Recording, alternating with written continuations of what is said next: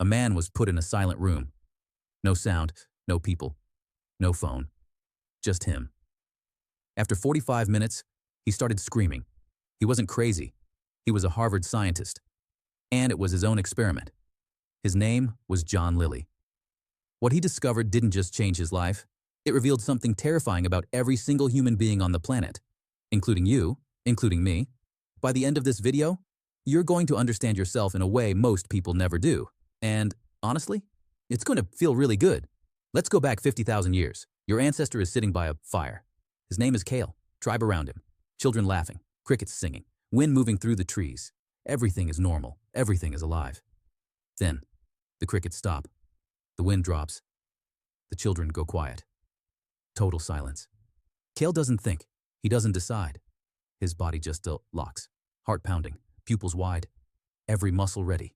Because Kale's brain learned something over millions of years. Silence doesn't mean nothing is happening. Silence means something is about to happen. When a predator is close, the forest shuts down first. Birds feel it. Insects feel it. Every living thing goes still. Silence is nature's alarm system.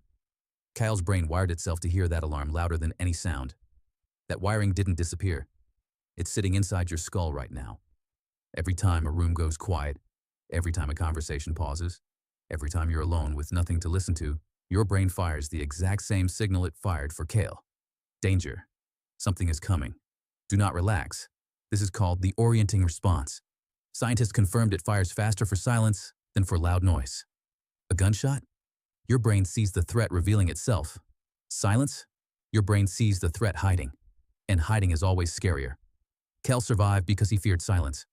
But in 2025, that same fear is quietly running your life. Imagine it's a Tuesday evening. Your Wi-Fi goes down. Your phone dies. The TV cuts out. Silence. What's the first thing you feel? Not peace, not relief. Restlessness. A crawling under your skin. Do something. Find noise. Fix this. Because the moment external noise disappears, your brain switches on something called the default mode network. Think of your brain as a city. When you're busy, every road is full of traffic. Noise everywhere. The moment silence hits, the traffic disappears. And in that quiet, one voice gets very, very loud. Yours. Every regret you've been outrunning, every worry you've been dodging, every question you've been too afraid to ask yourself. They were never gone. You just kept the music loud enough to drown them out. Silence turns the music off. In 2014, the University of Virginia ran a study. They asked people to sit quietly, alone, with their thoughts, for just 15 minutes. No phone, no book, nothing. Most people hated it so much they couldn't finish. But the researchers added one more option, a button. That delivered a real electric shock. 2/3 of men pressed it. They chose physical pain over 15 minutes of silence. Let that sink in. The human mind would rather hurt the body than face itself in the quiet. That's not weakness. That's just how powerful this fear runs. Now let's go to the extreme end. John Lilly built the first sensory deprivation tank in 1954. A dark chamber. Soundproof walls.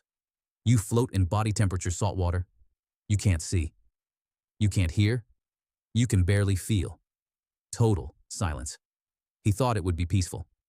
Within 30 minutes, most people feel intense anxiety. Within 2 hours, they start hearing things. Voices. Music. Their own name being called. Within 3 hours, they see things. Shapes. Faces. Full visual hallucinations. In complete darkness. Your brain is not designed to receive nothing. No, it expects a constant stream of input. Sound, light, touch, movement. When that stream cuts off, the brain doesn't go quiet. It panics. And then it starts making things up. It generates its own reality rather than accept silence. Your mind would literally rather live in a hallucination than sit in true silence. The brain will fabricate an entire world just to avoid the void. And then there's solitary confinement. The United Nations classified prolonged isolation as torture.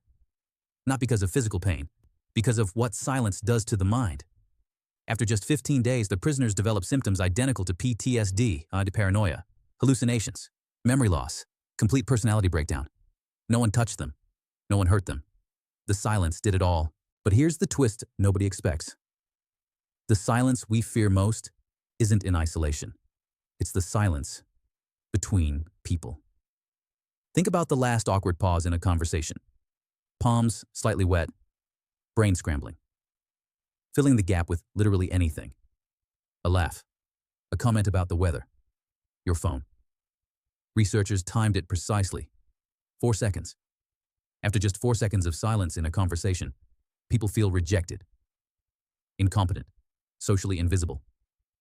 4 seconds. For most of human history, your survival depended on the group. If the tribe went quiet around you, if people stopped including you, it meant one thing. You were being cast out. Being cast out in the wild wasn't embarrassing. It was a death sentence. So your nervous system learned to treat social silence as an emergency. Even today, even when the tribe is just your co-workers at lunch, a 4-second pause sends one signal to your ancient brain. You are being rejected. You are in danger. Fix this now. That's why you keep talking even when you have nothing to say. That's why silence on a first date feels unbearable. That's why you check your phone the second a conversation ends. That you're not awkward. You're just human. We have built an entire civilization to eliminate silence. Spotify in the shower, podcast on the commute, YouTube while eating, TV as background noise while you scroll Instagram. The average person spends less than 3 minutes per day in genuine silence. 3 minutes. These companies aren't competing with each other. They're competing with the one moment you might be alone with your thoughts. And they're winning. But here's the cruelest part. The more noise you consume to escape the discomfort, the worse you get at tolerating silence. You are training your brain to need constant stimulation. Every time you feed that need, you make the silence louder for next time. It's a loop, and most people never even notice they're in it. But here's what I want you to hold on to. The same scientist found something else hiding in the data. 2 hours of silence per day grew new cells in the hippocampus, the part of the brain responsible for memory, learning, emotion. Silence didn't just rest the brain, it rebuilt it. Silence reduces cortisol, your stress hormone, lowers blood pressure, increases creative thinking, sharpens focus. The very thing your ancient brain runs from is the very thing your modern brain desperately needs. Silence isn't the void. Silence is the signal. The noise was never the destination. It was always just the waiting room. So why does silence terrify humans? Because you were built by ancestors who survived by fearing it. Because your mind holds up a mirror when the noise stops. And most people are scared of what they'll see. Because we live in a world that profits from keeping you distracted. But you know something now that most people never figure out. The discomfort you feel in silence isn't a sign that something is wrong. It's a sign that something important is waiting.